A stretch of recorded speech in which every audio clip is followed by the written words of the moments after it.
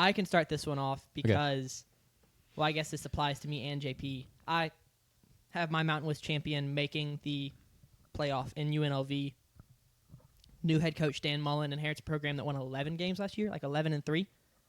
Sure. And they had a chance to make the playoffs in the conference championship game because if they had beat Boise State, I believe they would have been the fifth conference champion to make it. So they were one game away from making it last year. They bring in a head coach who has had success at not smaller schools, but with lower standards than he did at Florida. Less with more. Right. He's done more with less. Yes. And less with more, because at Florida he did less with more. True. So I think Dan Mullen. That's a tired, bad take. Okay. Because he was literally in the SEC championship, a game for the playoff. This is true. And then it all fell apart. Yeah. He didn't recruit. That's the only reason he was fired. So he did less with less. Yep. There we go. So Dan Mullen, anyway. But he can't do more with less and less with less at the same time. Well, I mean, depending on the situation. That's fair. I'm excited to see what Dan Mullen does there without Zach Arnett after that fell apart. That was awesome. Very funny to watch unfold. But I've got UNLV winning it, and then both y'all have Boise State. You want to talk about that? I mean, I just think they're the standard for this conference, and I think as good as Ashton Genty was, the rest of the team's getting a little overlooked. So I just feel like they're getting a little disrespected. Maddox Madsen, I think, is a good quarterback. They're going to have a good offensive line again. You're not going to have an Ashton Genty in the backfield. They still have good options, though, at running back there. And I have them making the playoff just because it kind of feels like the winner of this conference is going to end up making the playoff. Yeah. And I will apologize for my claim about Dan Mullen. I have forgotten that he went to 3 New Year's 6 bowls in 4 years at Florida. Kind of crazy that, I mean, he literally did just shoot himself in the foot. Yeah. Because he stopped trying. Who? Dan Mullen. He with not recruiting. Like, he legitimately just, like... Well, that's not his MO. He's never been a recruiter. Yeah, but to just, like... He's been, a developer? Would you say that's his MO? Yeah. And it just didn't work at Florida, or he just... That's just not what Florida and the boosters want. Yeah, that's fair. They want top 5 recruiting classes because they have the capability of doing that. Yeah, which I'm saying he shot himself in the foot because... No, I disagree with that.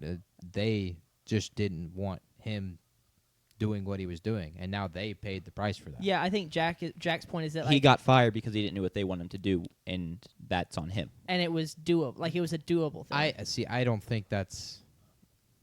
As a head coach, you were brought in to be the leader of the program. That's your program. Yeah. You should do it the way you want to do it. Yeah. But see, it's just realistically not your program. We've seen that time and time again. And whether it should be or not, it's always going to be the boosters program and the ADs program, unless you're Nick Saban. Clearly, then we've it's seen your program. Who was right in that regard, given that Florida has been to 0 New Year's 6 bowls since Dan Mullen. Well, I'm just saying he's the one that... But you can also turn that around and say, because he didn't recruit, the guy who inherited that program inherited an unfortunate situation. It's Florida. Yeah, but, like... It's still like if he hadn't been recruiting, it still could take a couple years to like recover that. Kirby inherited a semi-bad program with Mark Ritt in Georgia. They were performing at worse level than the New York 6 Florida teams. No, they went to the SEC championship like 2011, and Florida also went to the SEC championship. They didn't make the type of bowl games that Florida was making, and Kirby inherits that, and he built it. Like it's. And arguably, Georgia was a worse program at the time and a worse place to be, the head coach of. Georgia? Yes. And Kirby, how long did it take Kirby to rebuild it? Like 3 years? He's been there since like 2015? And they went to the championship in 2018? About a decade. Yeah, so... Let's move on. I hate this Dan Mullen hate. It doesn't make any sense. I'm not hating on Dan Mullen. I also apologize. He has Dan Mullen making the playoffs. Yeah, I apologize for my... poor take about Dan Mullen. I was wrong. I did not realize I just don't remember his tenure at Florida going that well. Because that's what the people told you. Yeah. Well, you got to make that opinion for yourself. Yeah.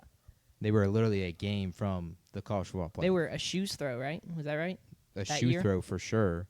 The COVID year. Yeah. Don't lose to A&M either. Week 3 at Kyle Field. That'll help. We still have. I mean, JP's not talked about. JP's not made Boise his Mountain West State. pick. Go ahead, JP. Yeah, I have the Broncos. I agreed with Jack. They're the standard. They're the best team in the Mountain West, and I think the hardest thing for making a claim for anyone else is I don't trust any other Group of 4 or Group of 5 team to go undefeated this year, and I think that's what's going to be needed to top Boise State, and then go undefeated and have kind of like a marquee win.